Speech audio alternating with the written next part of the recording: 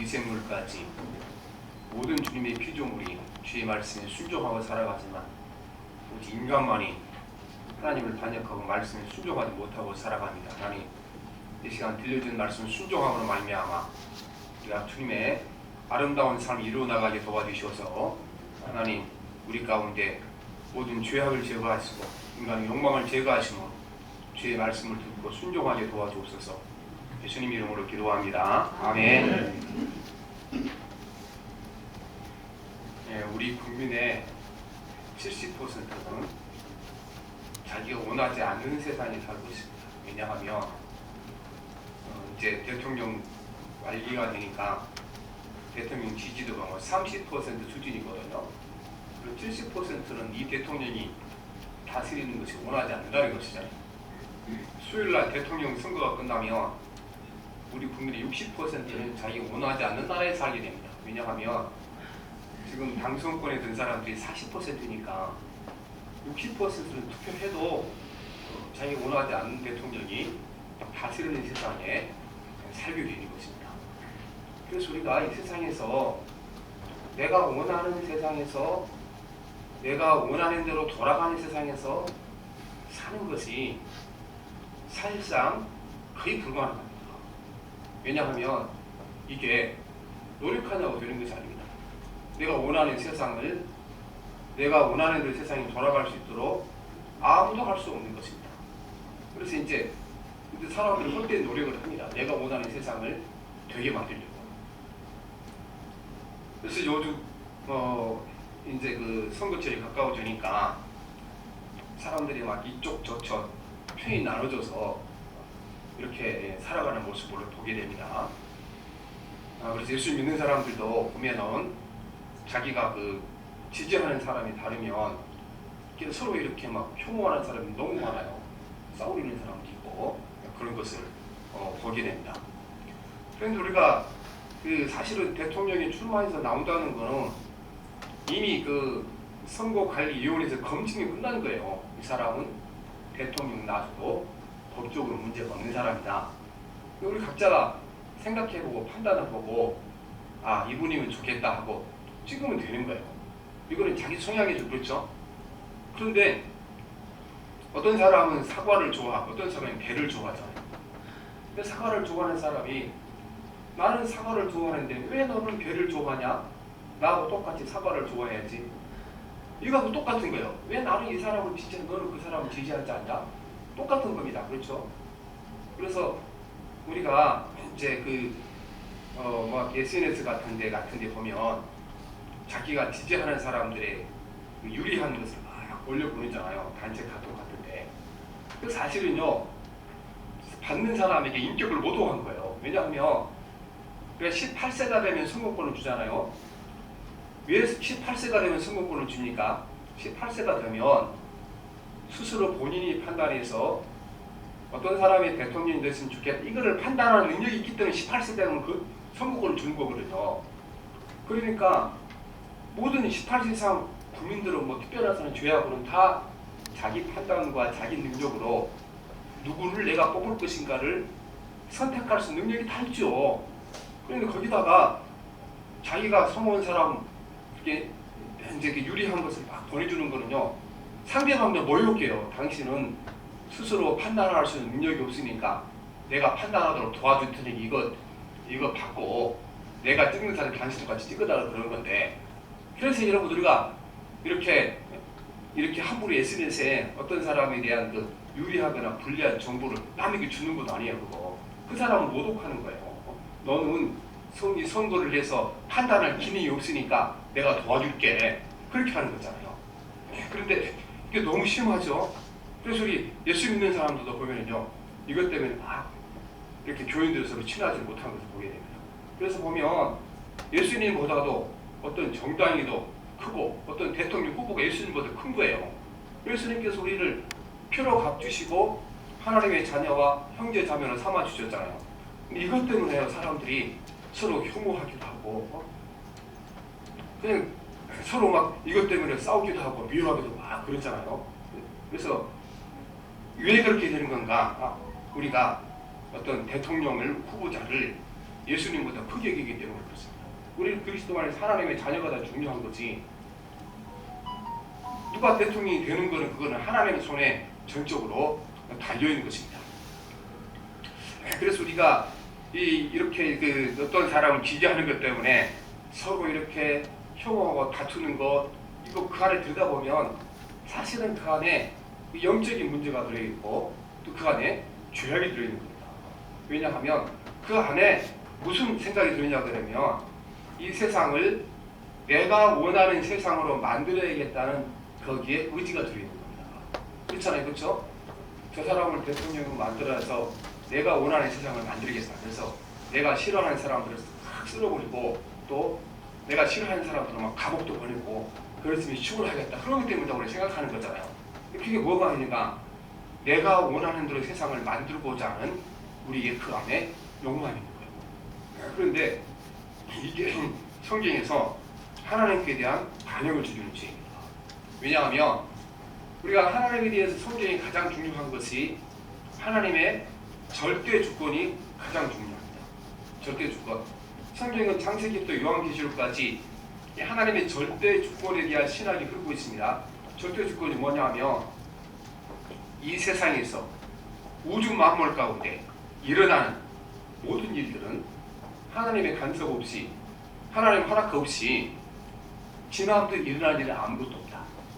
모든 것은 하나님의 통제하에 있고 하나님의 주권 안에 있고 그분이 원하시는 대로 만물이 돌아가며 세상이 돌아간다고 말씀하신 것입니다.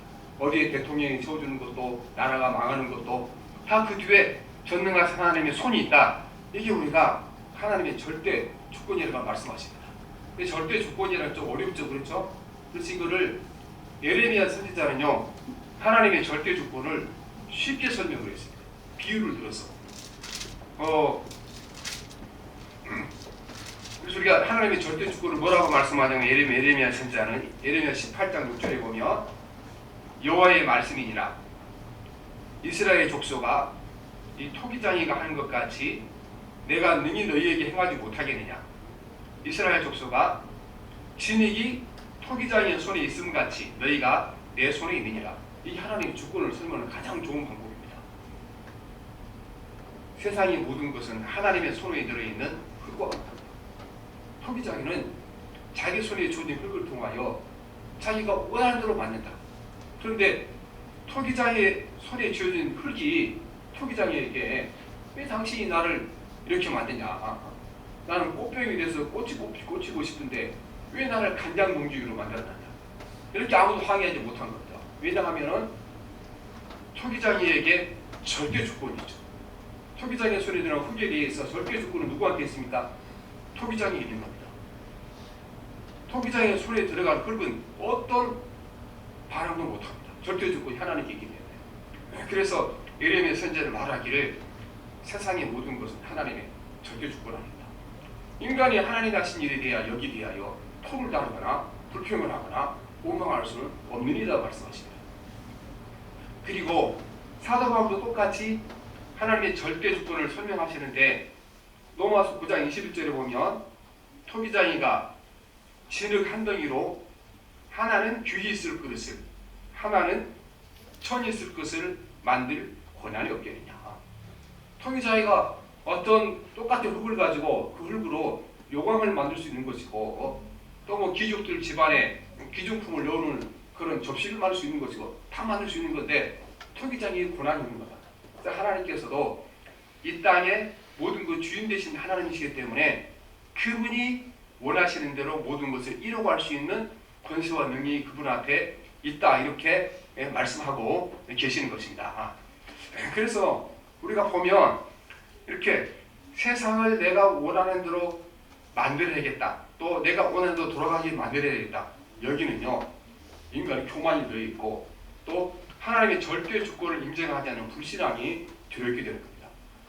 세상을 변화시키고 세상을 돌아가게 하신 근본적인 힘과 권능과 제도와 주권은 누구한테 있습니까? 하나님 그분한테 있습니다. 실제로 우리가 인간이 그렇게 할 수도 없는 것입니다. 우리가 근데 지금 내가 원하는 그런 상황에서 내가 원하는 대로 돌아가는 세상에서 사는 사람은 아무도 없습니다. 누구나 다 자기가 원하지 않는 세상에서 자기가 원하지 않는 방향으로 돌아가는 세상 속에서 살아가야 되는 겁니다. 아무리 권력감이 큰 사람도 이거를 변화시킬 수는 없다 그 말씀인 것입니다. 그래서 우리가 요즘 보면 이제 너무나 인간들이 자기 뜻과 자기 목적을 이루기 위하여 하나님의 계획과 뜻이 무엇인가를 묻지 않고 살아갈 때 너무 많이 있습니다. 그래서 우리가 구약 성경 가운데 욥기가 있지 않습니까? 욥이 아무튼 이 지상에서 받을 수 있는 모든 고난은 다 경험을 했죠. 우리는 보통 욥기라는 구약 성경을 보게 되면 이 성경의 주제가 고난이다 그렇게 생각하죠. 고난. 그런데 성경을 깊이 연구한 성경학자들은 이 욥기를 깊이 읽어보고 나서 욥기의 주제는 고난이 아니다. 그러니까 고난을 당한 사람들이 어떻게 고난을 헤치고 이겨나가야 할까, 이 방법을 가르치고 주려고 기록한 것이 욥기가 아니다. 욥기는 뭘 가르치는가? 욥기서는 하나님의 절대 주권이 무엇인가를 욥에게 가르치고 욥기에서 있는 사람들에게 가르치는 책이다 그렇게 말합니다. 그래서 욥기서를 자세히 읽어보게 되면 이 신학자들이 많이 많습니다. 욥기는 주제가요 고난이 아니에요. 고난을 어떻게 해결하고 어떻게 이겨나가야 하는가 이거를 가르치는 책이 아니라는 거죠. 물론 많은 것을 얻을 수 있겠지만 가장 큰 주제는 하나님의 절대 주권입니다. 어디서 보면 알 수 있냐 그러면 욥이 고난을 당하자 네 사람의 욥의 친구들이 욥을 찾아옵니다. 그래서 먼저 욥의 세 친구들과 욥과 격렬한 논쟁이 벌어집니다. 격렬한 논쟁이 벌어집니다. 얼마나 논쟁이 심했든지 욥은 너는 자식들은 친구도 아니니까 빨리 가. 그렇게 얘기하고 결국은 그렇게 되는 거죠. 같이 잘 읽어보게 되면. 그리고 그 욥의 친구들은 야 너 때문에 기껏이 역과자네 우리를 무시해. 그렇게 하고 결국은 논쟁이 끝나는 거예요. 왜냐하면 욥의 세 친구들과 욥 사이에 어떻게 논쟁이 이루냐 그러면 욥의 세 친구들은 네가 이렇게 고난을 당하는 것은 하나님 앞에 죄를 지었기 때문이다. 욥은 내가 무슨 죄를 지었길래 이 세상에서 아무도 당하지 않는 이렇게 큰 고난을 당하냐. 나는 그런 죄를 지은 적이 없다. 그렇게 지력의 공방전이 막 이루어집니다. 그런데 이 세 사람과 욥이 너무 다투다가 이제 서로 지친 거예요. 지쳐서 입을 딱 다물 것이니까 여태까지 가만히 있었던 엘리후라는 친구가 그때 나서서 이제 이야기를 합니다. 근데 욥기서를 모두 연구하는 이제 실학자들은 이 엘리후가 욥과 욥의 친구들이 한 말 이게 정답이다. 욥의 고난에 대해서 정답이다 얘기합니다. 그런데 엘리후가 그 두 장에 걸쳐서 긴 얘기를 하는데 보면 그 얘기가 엘리후가 욥에게 한 1000마디 속에 다 들어있는 게 해답이 들어있습니다.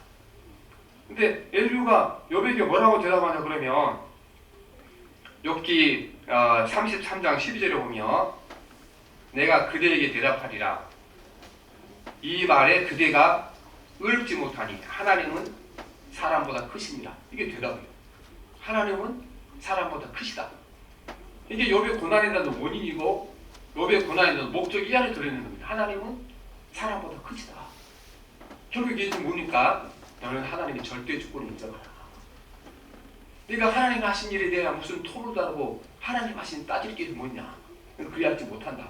이렇게 말씀하시는 것입니다. 그래서 하나님 하신 절대 주권, 하나님은 사람보다 크심이라. 이게 중요한 겁니다. 우리가 예수 그리스도가 사람보다 커야 되고 하나님이 사람보다 크게 우리가 봐야 되는 것이 중요한 겁니다. 그런데 이 말씀이 맞은 것이 이제 38장 41장에는 하나님께서 욥에게 주신 말씀이 나와 있습니다. 이 말씀 역시 하나님께서 욥에게 주신 말씀이 말씀하시는데 그 내용이 내나 마찬가지예요. 욥아, 내가 이 삼라만상관 우주를 다스리고 이 세상에 큰 짐승부터 개미 작은까지 이걸 다 다스리는데 내가 어떤 지혜와 능력으로 이들을 다스리는지 네 알고 있냐? 욥이 모릅니다. 할 말이 없습니다. 그렇게 얘기하거든요. 결국은 그래서 그 욥을 굴복시킨 것이 뭡니까? 욥에게 고난을 그렇게 받고는 욥에게 가르치고 싶은 것이 너는 하나님의 절대 주권을 인정하라. 하나님은 사람보다 크다. 하나님 너보다 크다. 그러니까 네 그 작은 머리로 작은 지식으로 하나님 일에 대하여 파헤치려고 생각하지 마라. 그분의 뜻이 무엇인가를 받아서 순종하는 것만 네가 해야 합니다. 이거를 가르친다고 말씀하고 있는 것입니다. 그래서 우리는 하나님의 절대 주권자인 것을 인정하셔야 됩니다. 내가 원하지 않는 상황도 절대 주권자 대해서는 하나님의 뜻이 그 안에 있고 그분이 그 모든 상황을 통제하시고 다스리고 계십니다. 이게 하나님의 절대 주권인데 이거 여기 지금 예중은 뭐라고 표현해서 하나님의 절대 주권을 하나님은 사람보다 크시다. 이 안에 모든 대답이 다 들어있는 것입니다. 우리도 이제 뭐 긴 설교를 듣고 책을 두꺼운 책을 읽고 그런 것보다는 때로는요 정말 이 한마디를 깊이 묵상하고 나면 그 안에 모든 대답이 다 들어있겠습니다. 제가 생각하기에는 이 말이 그래요. 하나님은 사람보다 크시다. 우리가 어려움을 당했을 때 뭐 이렇게 복잡하게 생각하지 말고 이것만 우리가 1시간이고 2시간 고백을 해보십시오. 방법이 생길 줄 믿습니다. 1시간에 2시간 하나님 당신은 나보다 큽니다. 당신은 사람보다 크십니다. 세상 모든 우주보다 당신은 크십니다. 이 땅의 모든 왕들을 모아놓은 것 당신은 크십니다. 이 고백을 할 때 그 안에 대답이 있고 또 삶의 방법을 찾게 될 줄 믿습니다. 예수님께서도 내가 원하지 않는 모든 상황의 주권자는 하나님이시다. 그거를 이렇게 예수님께서 이제 또 간단하게 설명하셨죠. 하나님이 절대 주권에 대하여 예수님께서는 또 이제 다른 언어로 설명하셨는데 그게 누가복음 12장 6절 7절 말씀입니다. 3세 5마리가 두 압사령원에 팔리는 것이 아니냐. 그러나 하나님 앞에는 그 하나도 잊어버린 바 되지 아니하도다. 너희에게 심지어 머리털까지도 다 실신 바 되었으니 두려워하지 말라. 너희는 많은 참새보다도 귀하니라. 이게 여러분 하나님의 절대 주권인 거예요. 세상에 일어나는 모든 일을 하나님 허락 없이 하나님의 간섭 없이 하나님의 의도 없이 일어나는 일은 아무것도 없다.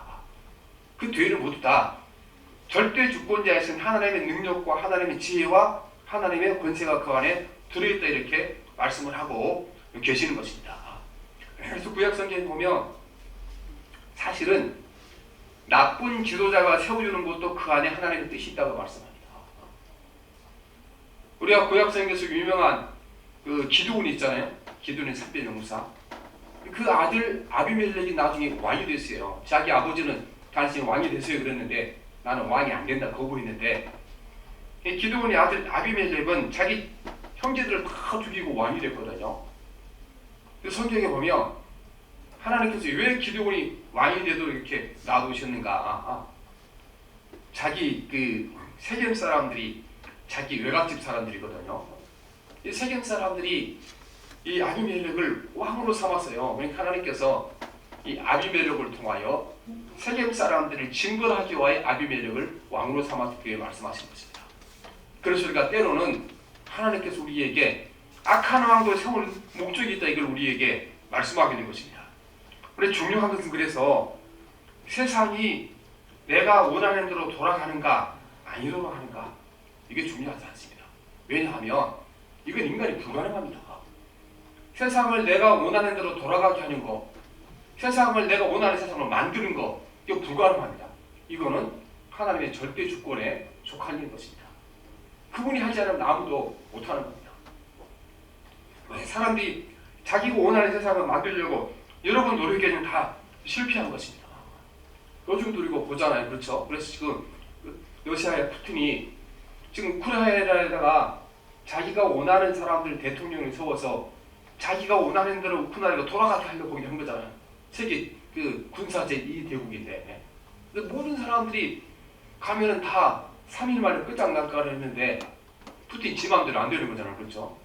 모든 것이 하나님의 절대 주권 안에 있기 때문에 내 마음대로 안 되는 겁니다. 이렇게 거의 왕 수준으로 가 있는 이 푸틴도 제 마음대로 안 되는데 우리 같은 사람들은 어떻게 세상을 내가 원하는 대로 내가 원하는 대로 돌아가도록 만들고 내가 원하는 세상을 만들 수 있겠습니까? 그거는 전적으로 하나님의 달려있고 하나님의 절대 주권에 속해 있는 겁니다.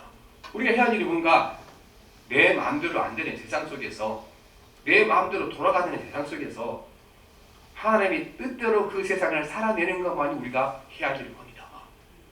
그때 세상은 내가 원하는 세상으로 아니고 하나님이 원하시는 세상으로 세상이 변화하고 바뀌어갈 줄 믿습니다.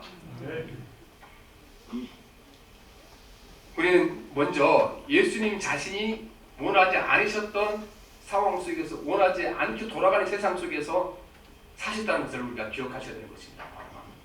이제 대통령 선거가 끝나면 이제 마음에 상처받는 일이 많이 일어나죠. 내가 지지한 사람 떨어진 상처받는 일이 많이 일어나죠. 그러니까 어떤 분들은 나는 내가 지지한 사람 떨어지면 이민 가겠다. 내가 싫어하는 사람이 저녁 뉴스 9시마다 나오잖아요. 그걸 어떻게 보고 살아가냐. 그런 사람들이 더러 있거든요. 그런데 예수님이 사는 세상은 그 이상했어요. 그렇죠? 근데 사실은 보면 우리가 거의 당선권에 들어있는 두 사람들 보게 되면 특징이 보면요, 공약이 똑같아. 다른 거 없어요, 여러분. 두 사람 내건 공약을 한번 보세요. 거의 똑같아. 다를 게 없어요. 근데 내가 누구를 선호하는가 선호하지 않는가 그것만 다를 뿐이요. 한 사람이 병사도 200만 원 월급 준다 그러니까 나도 줄게 그렇게 했다가 또 무슨 공약을 세우면은 또 그게 좀 인기 있는 것 같다 그러면은요 또 한 사람도 나도 한다 그렇게 똑같잖아요. 지금 공약이 똑같아졌어요. 여당이나 얘는 공약이 똑같아진 겁니다. 근데 백성들은 어리석은 거예요. 왜냐 그러면요 백성들한테 이걸 해준다 그러면은 이제 좋아하는데 그걸 모르는 거예요. 그걸 하려면 내가 세금을 내야 한다는 거. 우리가 얼마나 밀어나가냐면 정치인들이 속고 있는 거예요. 속고 있는 거. 정치인들이 너무나 많은 걸 해준다고 그러잖아요. 지가 돈 벌어 해줘요? 지가 재벌이에요? 아니잖아요. 뭘 해야 돼요? 우리가 세금 내야 되는 거예요. 사람들이 그걸 모르니까요. 모르는 게 의식하잖아. 그러니까 정치인들이요. 무조건 막 이렇게 해준다, 다 해준다 그런 거예요. 얘기해서 막 이거 해주는, 저거 해주는, 속으면 안 되는 겁니다. 그러니까 결국 정치인도 내세우는 것도 뭘 내세우니까 여러분이 원하는 거 다 해주겠습니다. 하는 건데 못 해줘요. 여러분 세금 내 해주는 건데 그 세금 다 감당할 수 있겠습니까? 감당하지 못하게 되는 거죠. 그러나 예수님께서는 원하지 않는 삶을 사셨습니다.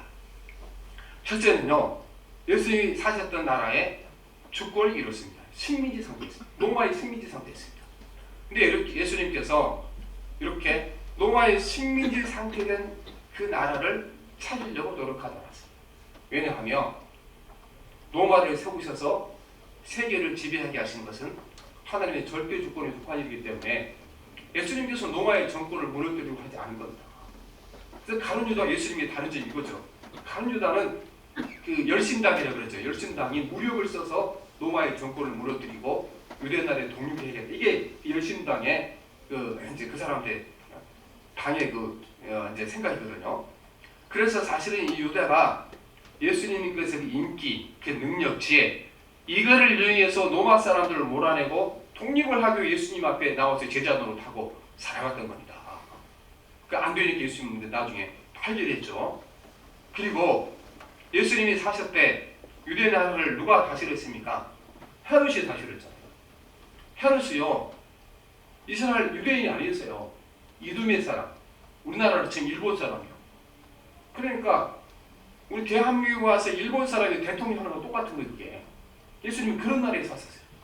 그러면 예수님께서 헤롯이 마음에 들었는가? 마음 안 들었어요. 헤롯은 뭐라 그럽니까?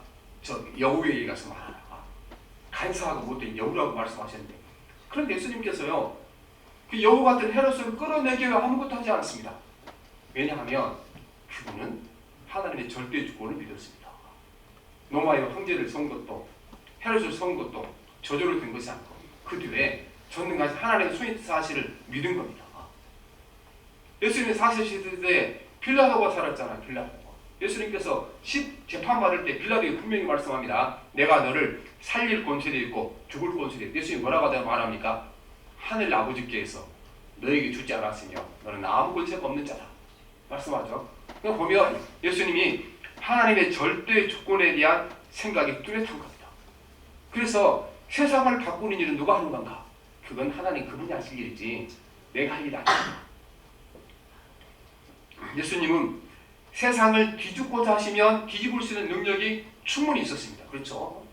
어떤 보면 이제 만약 우리가 내가 지지하는 사람을 대통령으로 말할 수 있는 권세와 힘이 나한테 있다 그러면은 아마 거의 다 사용할걸요. 그렇죠? 아니 내가 자기 원하는 사람 대통령한테 이민 간다 그러는데 사용하겠죠. 근데 예수님은 너 황제를 끌어내릴 힘도 헤롯 왕을 끌어내릴 힘도 빌라도를 끌어내릴 힘도 예수님 다 가지고 계셨어요. 그런데 사용하지 않았습니다. 마태복음 26장 51절 54절에 보면 예수님께서 분명히 이 모든 걸 자신이 원하는 대로 만들 수 있는 힘과 권세를 가지고 계신다고 말씀하십니다. 예수께서 이르시되 내 칼을 도로 칼집에 꽂으라. 칼을 가지는 자는 다 칼로 망하느니라. 너는 내가 내 아버지께 구하여 지금 12군단 도되는 천사를 보내시게 할 수 없는 줄로 아느냐.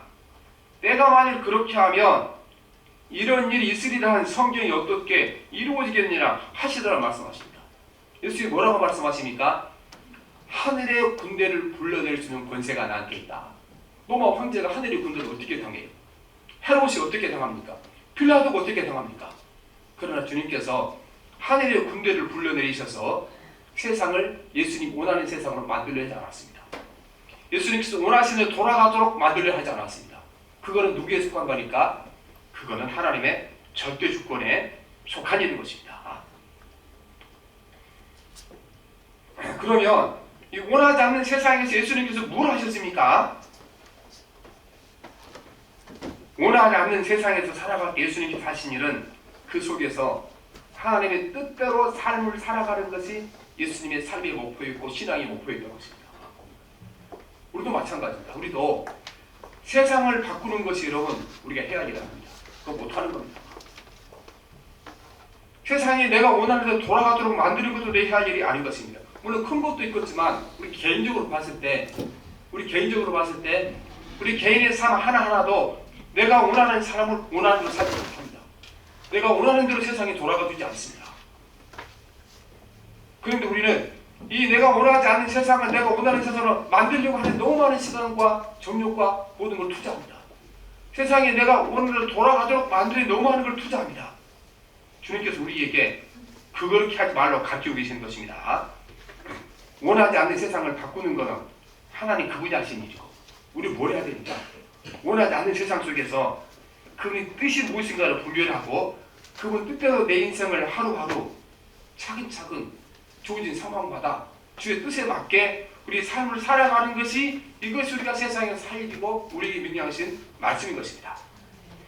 오늘 말씀은 이건 본문 말씀은 예수님께서 사마리아에 가셨는데 이 우물가에 가서 제자들에게 음식을 좀 사오라고 제자들 마을로 보냈죠.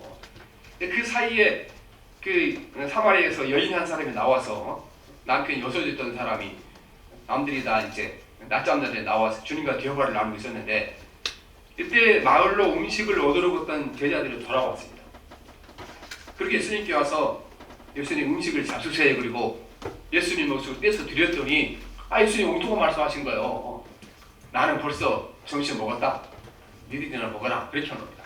그래서 제자들이 저분이 어떻게 우리 원래 음식을 숨겨놓고 잡수시나? 이렇게 생각을 했죠. 근데 주님께서 뭘 잡수셔서 그때 배가 부르고 점심을 안 먹어도 되시는지 안 잡수셔도 되는지 말씀하시는데 그 말씀이 오늘 말씀 34절입니다. 같이 봅시다. 시작. 예수께서 이르시되 나의 양식은 나를 보내신 뜻을 행하며 그의 일을 온전히 이루는 이것이니라 말씀하고 있는 것입니다. 그때 예수님이 하나님의 뜻을 이루고 계셨어요. 모든 버림받은 사마리아 사람들을 구원하기 위하여 사마리아 여인에게 전도하고 그 사마리아 여인은 예수님을 들은 말씀을 전하라고 마을에 들어가고 하나님의 뜻이 인류를 구원하자고 하신 하나님의 뜻이 이 죄 많은 여인을 통해 지금 이루어져 가고 있잖아요. 주님께서 말씀하신 것이 이제 우리말로 치면 이런 말이에요. 나는 먹지 않아도 배부르다. 왜 배부릅니까? 지금 하나님의 뜻이 이루어지기 때문에 나는 배부르다. 그렇게 말씀하신 것입니다. 그래서 결국 예수님께서 배부르다가 말씀 양식이 뭡니까? 하나님의 뜻이 예수님이 양식이었습니다. 그리고 예수님께서는 양식이라고 말씀하신 것은 양식이라는 것은 자기 삶의 원천이 그거라고 말씀이잖아요. 모든 거 그거라고 말씀이잖아요. 그러니까 하나님의 뜻을 행하는 것이 내 삶의 목표이고 인생의 목표이고 목적이 이렇게 말씀하고 있는 것입니다.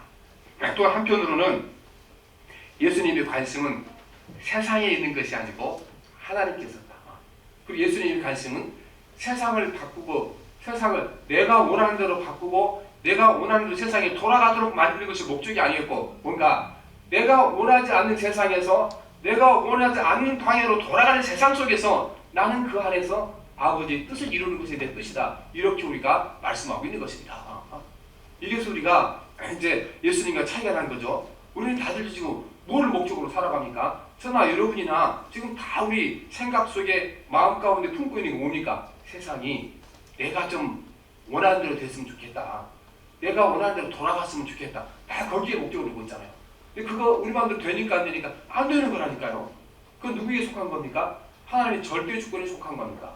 거기에 집중하는 있는 한 우리는요 행복하지 못하고 힘들기만 하게 되는 것입니다. 그걸 내려놓을 때 내 짐은 쉽고 가볍다. 그래서 내 짐은 가볍고 내 명예는 쉽다. 주의 말씀이 이루어진다 그 말씀인 것입니다. 그래서 제가 자주 말씀드린 대로 이제 바로 이렇게 이제 목회하면서 정말 이 말씀이 우리 삶 가운데 나타나야 된다. 나타나야 된다. 주께서 내 짐은 가볍고 내 명예는 쉽다 그랬는데 오늘 예수 믿는 사람들이 예수 믿지 않는 사람은 더 무거운 짐을 지고 살아가요. 세상에 살 것 타고 교회에 살 것 타고 막 짜증나고 힘드니까요. 교회에서 막 싸우는 거 그렇죠. 세상 살 것 타고 교회 사고 그러니까 짐이 2배잖아요. 그렇죠? 짐이 2배 되니까 이렇게 이제 끄떡끄떡 막 싸우려고 그러겠죠. 그러니까 그래 집안에서도 그렇고 밖에서도 그렇고 막 그렇게 되는 거잖아요. 그러는데 근본적으로 거기에 왜 안 되는가? 주님처럼 살지 않으니까 짐이 무거운 거예요. 그래서 우리가 세상을 내가 원하는 대로 바꾸자 하는 여러분 이 욕망을 내려놓게 나면 세상 살기가 쉬워집니다. 세상을 내가 원하는 대로 돌아가게 만들어야 되겠다. 이 욕망을 내려놓으면 쉬워지는 겁니다. 왜냐하면 내가 못하는 일 하려고 힘든 거잖아요. 주님의 절대 주권에 속하는 거니까. 뭐만 하면 되니까 이 내가 원하는 대로 안 되는 세상에 내가 원하는 대로 안 돌아가는 세상 속에서 나는 그 속에서 아무튼 나에게 준 이 작은 삶을 주님의 뜻대로 살아내는 것만 내가 할 일이다. 그러면 세상이 엄청 쉬워지잖아요. 그렇죠. 쉬워지잖아요. 못할 일이 뭐가 있어요. 그렇죠. 세상을 내가 원하는 대로 바꾸려고 힘든 거지. 그건 하나님의 절대 주권에 속한 일이니까 나는 원하지 않는 세상 속에서 원하지 않게 돌아가는 세상 속에서 주의 뜻대로 사는 것이 무엇인가를 깨닫고 예수님처럼 살아가겠습니다. 세상의 모든 것은 주님의 손에 맡기고 그래서 세상에서 집중한 것보다는 하나님께 집중해서 살아가겠습니다. 이렇게 결단할 때 세상이 쉬워지는 것이죠. 그때 우리가 내 짐은 쉽고 내 명예는 가볍다. 이것이 우리 삶 속에 이루어져서 예수 믿는 것이 쉬워질 줄 믿습니다. 예수 믿는 것이 예수 믿지 않는 것보다 훨씬 더 편하게 살아가는 것이 행복하게 살아가는 것이고 복되게 살아가는 길인 줄 믿습니다. 그래서 우리가 이걸 안 버리고요. 그러니까 안 버리고 살아가니까 짐이 2개가 생기고 2개. 세상의 모든 사람들이 왜 살아가? 세상 모든 사람들이 다 자기가 원하는 대로 세상을 만들려고 살잖아요. 자기가 원하는 대로 세상을 돌아가려고 하는 거잖아요. 그렇죠? 요즘 우리가 막 이렇게 막 정당에서 대통령을 막 내세우거나 그다음에 지지하는 게 다 보면 그 의도가 들어있거든요. 세상이 내가 원하는 대로 돌아갔으면 좋겠다. 세상이 내가 원하는 대로 됐으면 좋겠다. 이 욕망이 다 들어있거든요. 그러니까 우리가 그 욕망을 그대로 가지고 예수님을 따라 살려니까 짐이 2개가 되는 거잖아요. 그래서 과감하게 여러분 우리가 짐이 내려놔야 줄 있습니다. 세상을 바꾸고자 하는 욕심, 세상을 내가 원하는 대로 돌아가게 하는 욕심, 이것을 내려놓으셔야 되는 것입니다. 이거는 하나님의 절대 주권에 속했으니까 나는 이 원하지 않는 상황 속에서 주께서 말씀하시며 그 뜻을 따라 살겠음을 말하는 겁니다. 그래서 우리는 세상을 내가 원하는 대로 만들려 하게 되면 반드시 다른 사람을 해쳐야 되는 겁니다. 다른 사람을. 그래서 우리가 세상을 내가 원하는 세상으로 만들려면 많은 사람을 죽여야 되는 겁니다. 이 땅이 공산주의 시작된 다음에 수많은 사람이 죽었죠. 왜냐하면 공산주의 국가를 세우는데 방해가 되는 사람들, 공산권 사람들 무조건 죽었잖아요. 그래서 스탈린이 술을 해할 수 없을 만큼 많은 사람을 죽였고 김일성도 술을 해할 수 없는 만큼 사람을 죽였고 모든 공산주의 국가마다 수없이 많은 사람이 피를 흘렸습니다. 왜 그래 됐습니까? 자기가 원하는 공산주의 국가를 만들기 위해 수많은 사람을 죽인 겁니다. 그런데 예수님께서는 우리가 하나님의 뜻대로 살아가는 것을 목표로 정한 사람들은 내가 죽어야 한다. 세상을 바꾸고 싶은 사람 남을 죽여야 되는 거예요. 그렇죠? 요즘도 우리가 보면은 이제 대통령이 손에 들려고 하려면은 어떻게 자기가 정권을 잡으려면 상대방을 이렇게 죽여야 되는 거잖아요. 그러니까 정말 그 유치원생도 하지 않은 게 유치한 일을 다 하고 있잖아요. 그 사람들이 뭐 하냐? 다 이렇게 대학에서 공부한 사람들이고 이 사회 지도층 아니에요. 근데 하는 짓거리도 보면 이게 유치원생보다 더 못해요. 왜 그렇게 되는 건가? 남을 죽여야 자기가 사니까 그렇게 되는 겁니다. 그러나 주님의 뜻을 향하고 살아가는 것은 내가 죽어야 사는 거예요. 그래서 다르죠. 세상을 바꾸고자 하는 목적과 주의 뜻대로 내 인생을 살고자 하는 목적을 하기 위해서는 방법이 다른 겁니다. 방법이. 내 자아가 죽어야 하나님 뜻대로 내가 살아갈 수 있는 길이 거기에 열리게 되는 겁니다. 그래서 예수님께서 십자가에 지시고 그가 죽으신 것이 아니겠습니까? 세상을 구원하시기 위해서는 예수님 십자가에 죽으셨던 것처럼 우리가 세상을 구원하시고자 하신 하나님 뜻에 맞춘 삶을 살기 위해서는 내 자아가 죽어야 될 줄 믿습니다. 그때 세상이 변화되는 것입니다. 여러분, 그리스도인들은 내가 원하지 않는 세상을 내가 원하는 세상으로 만드는 것을 해야 할 일 아닙니다. 이거는 죄짓는 겁니다. 하나님의 절대 주권을 인정하지 않는 겁니다. 그리고 할 수도 없는 것입니다. 세상을 바꾸고 변화시킨 것은 하나님 그분의 손에 달려있는 절대 주권이기 때문에 아무도 방해하지 못하는 겁니다. 그래서 우리가 예수 하나님의 나라를 이루기 위해 이 땅에 십자가 가지고 살아갈 때 그때 세상이 변하는데 어떻게 변하는가? 내가 원하는 대로 바뀌는 것이 아니고 하나님 그분이 원하시는 대로 바뀔 줄 믿습니다. 예수님께서 노아 황제를 끌어내리고 헤롯을 끌어내리지 아니하고 그 사람들의 칼에 돌아가셨잖아요. 그렇죠? 그분이 죽으심으로 말미암아 세상이 어떻게 변해갔습니까? 세상이 하나님의 뜻에 맞는 세상으로 예수님 십자가에 죽으시고 부활하신 이후로 점점 지금도 변해왔잖아요. 그러니까 한번 생각해보세요. 이 세상에 성경이 없었으면 예수님이 없으면 어떻게 살았겠습니까? 다 우리가 그 왕국에 이렇게 노예가 돼서 살았을 것이고 여자들은 사람 취급받지 못하고 살았을 것이고 그랬잖아요. 예수님이 오시기 전에 여자들은 사람 취급 안 했잖아요. 그러니까 보면은 교회에서도요 여자분들이 남자분보다 훨씬 더 충성합니다. 받은 은혜가 더 크잖아요. 그래서 우리가 주의 뜻대로 살아가게 되면 세상이 내가 원하는 대로 바뀌는 것이 아니고 하나님 그분이 원하신 대로 세상이 바뀌게 될 줄 믿습니다. 그렇게 또 우리의 참된 행복과 기쁨이 임하게 될 것입니다. 그런데 내가 원하지 않는 세상을 살아가는 게 힘들잖아요. 그래서 예수님께서 우리에게 또한 성령께서 가르쳐 주셨어요. 내가 원하지 않는 세상을 어떻게 우리가 하나님 뜻대로 살아갈 수 있겠는가? 그게 너무 간단한 방법 3가지 가르쳐 주셨어요. 이 방법대로 살면 살 수 있습니다. 항상 기뻐하라. 쉬지 말고 기도하라. 봉사에 감사하라. 이것이 그리스도 예수 안에서 너희를 향하신 하나님의 뜻이니라 말씀하시잖아요. 그러니까 여러분 내가 원하지 않는 상황 바꾸려고 하지 마십시오. 그 상황 속에서 우리가 예수 그리스도 안에 있는 기쁨으로 기뻐하는 삶을 살고 기도하고 봉사에 감사할 때 능히 우리가 이 세상을 내가 원하는 대로가 아닌 하나님 그분이 원하신 하나님 나라로 변화되는 놀라운 역사가 일어나게 될 줄 믿습니다. 기도하겠습니다. 살아계신 하나님 아버지, 이 민족이 하나님 대통령이 바뀌며 세상이 바뀔 거라고 너무 많은 기대를 가지고 있지만 우리가 5년 끝나면 똑같이 될 줄 믿습니다. 세상을 바꾸는 것은 사람이 하지 못합니다. 조건자신 하나님만은 가능한 것입니다. 오늘도 우리가 하나님 세상을 내가 원하는 대로 바꾸고자 하는 욕망을 내려놓게 도와주시고 내 인생을 내가 원하는 대로 바꾸고 내가 원하는 대로 돌아가겠다는 헛된 욕심을 버리게 도와주시옵시고 원하지 않는 세상 속에서 원하지 않게 돌아가는 세상 속에서 오직 주의 뜻을 분별하고 주의 뜻대로 사는 예수님처럼 살게 도와주시고 하나님 뜻을 행하는 것이 내 양식이라 말씀하셨던 주님처럼 하나님 아버지 주의 뜻을 행하는 것이 우리 양식이 되게 도와주시고 삶의 목표가 되게 도와주셔서 하나님 아버지 주의 뜻대로 삶을 말미암아 이 땅이 하나님의 뜻대로 변화되고 바뀌는 역사가 일어나게 도와주시옵소서. 예수님 이름으로 기도합니다. 아멘. 439장 찬송합니다. 찬송한 439장.